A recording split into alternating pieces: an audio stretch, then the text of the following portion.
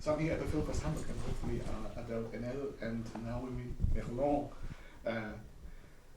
Adèle, we might just do this interview in German, since you learned German for the film Die Blumen von gestern with Lars Eidinger. But it would be unfair to Naomi. But how fluent are you still 3 years later?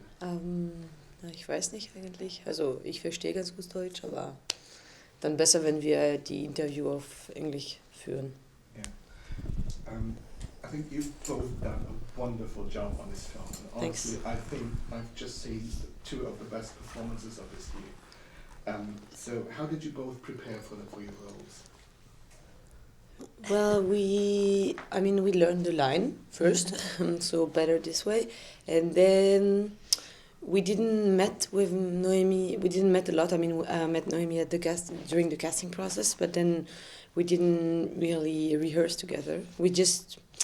I think it was more about building your idea about what the movie is, and in my opinion, it's a movie that is based on the gaze, on the concept of gaze. So I try to build the character that would be based on this concept.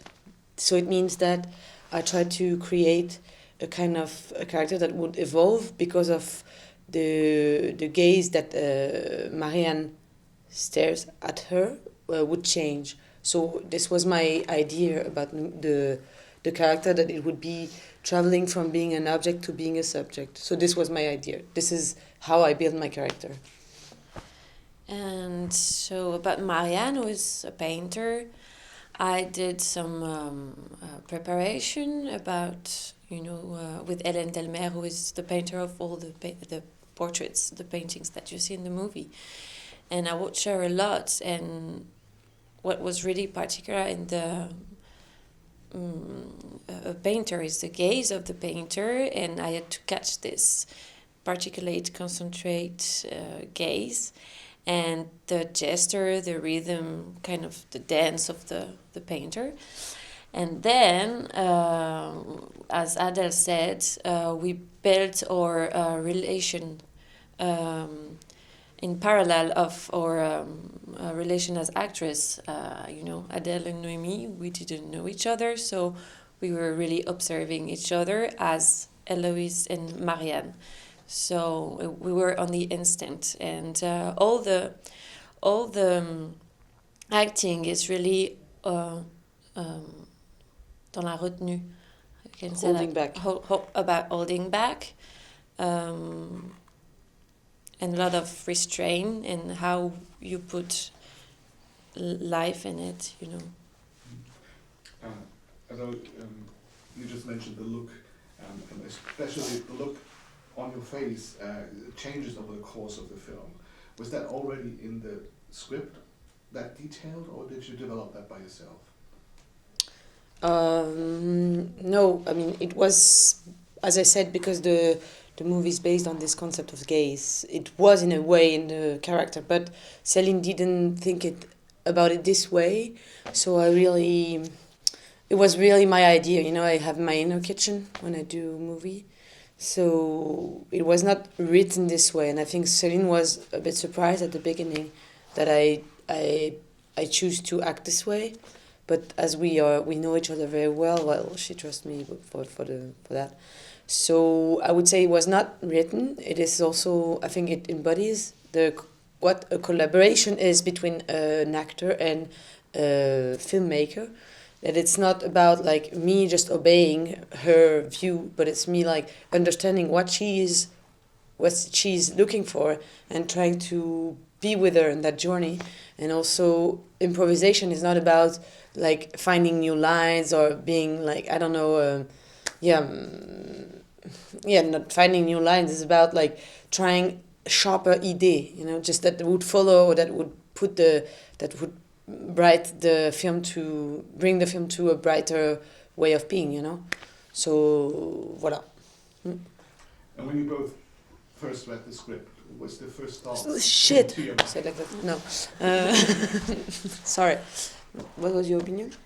When I first read the script, first it was just, the power of this love story. Like, how do you feel when you fall in love? And this was so, through all the details of the confusion, the hesitations, and how love lives within us. And then the collaborations between these women, the arts, all the art parts, and this female gaze also, like, wow, this is good too, just to read something where you give back just the woman's lives, their intimacy, their envy, their expressions. It was good, a good sensations that I've missed. This is a film that's made by women behind and in front of the camera, which is just amazing. And I personally like to see more of these kinds of films. What was your impression? Is the film industry really changing after Me Too and Time's Up? Can you say it again? Did the film industry really change after all this Me Too and Time's Up movement? I think that the Me Too movement brought the question to the surface, so which is very good, and also that what changed also a lot is the fact that we as women, I was already politicized before, but still, we as women, we noticed that our own life, what we thought was intimate, is actually politic, because this is like the structure of our population.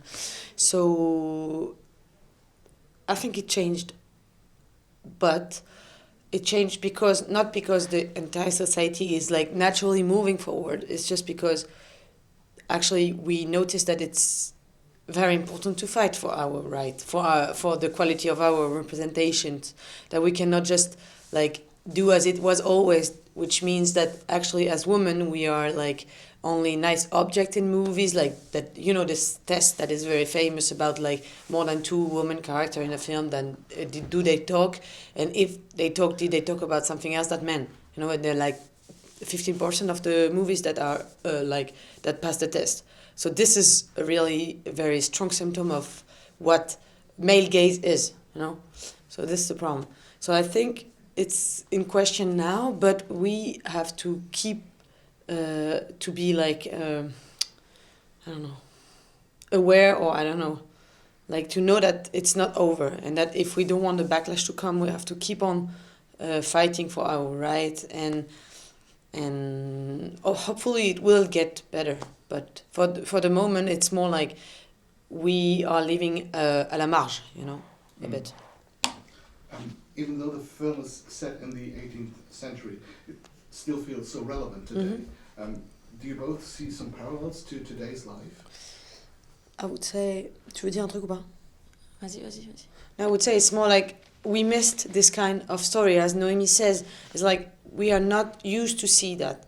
Even if the setup is very accurate in the 18th century, and it's in the 18th century because at this particular moment of the art history there were a lot of women painters, because it was the fashion of portrait, and there were a lot. But it's also we as contemporary people, and most of all contemporary women, we miss this kind of story about our own history.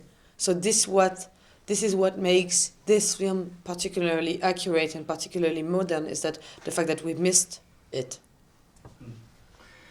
So what about your future? Is there anything you both can already talk about? What's coming up next? I have a movie called Jumbo, a first movie directed by Zoe Vitok, And I'm rehearsing for theater, so it's gonna be next year.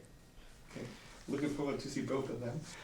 Thank you very much for the interview. Thank you. Good luck with the film. Thank you very much.